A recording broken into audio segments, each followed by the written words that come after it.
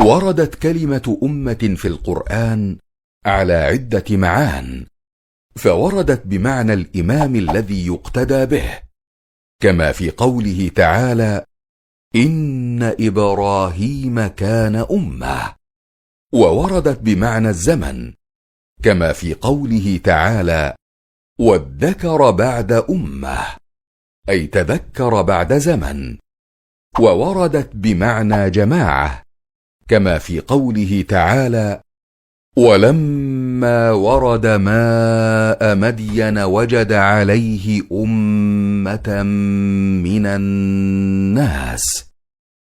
ووردت بمعنى الملة والدين، كما في قوله تعالى: إنا وجدنا آباءنا على أمة.